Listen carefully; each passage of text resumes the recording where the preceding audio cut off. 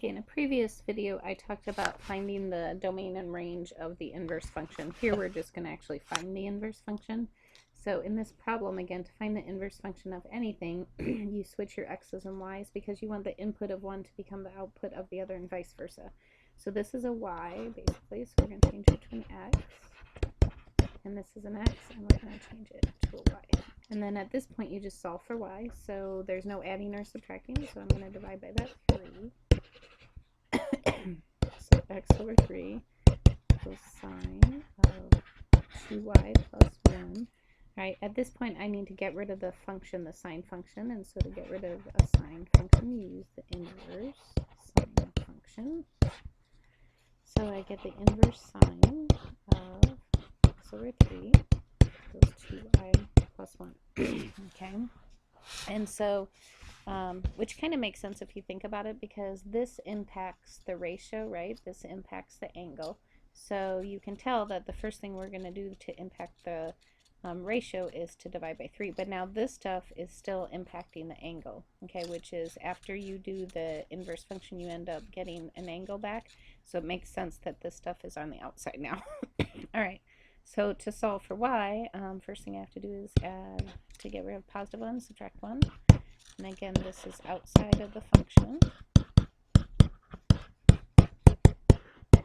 Right, and then to get rid of the multiplying by 2, I'm going to divide by 2.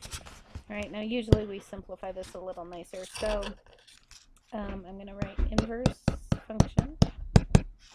Instead of y, we usually change that out. Now to divide by 2, we don't leave it like this. This is not simplified. So this would be the same as a half. Inverse sine of x over 3. And when I divide this guy by 2, and when I divide this one by 2, I get minus a half. And so this is the inverse function for my original problem. And again, if you notice the original, this thing would only impact the amplitude, all right, which again is, this spits out a, you input an angle, it outputs a ratio, so that ratio is going to get times 3. Well, again, this eats up a ratio, so it makes sense it would do the inverse, which is divide by 3.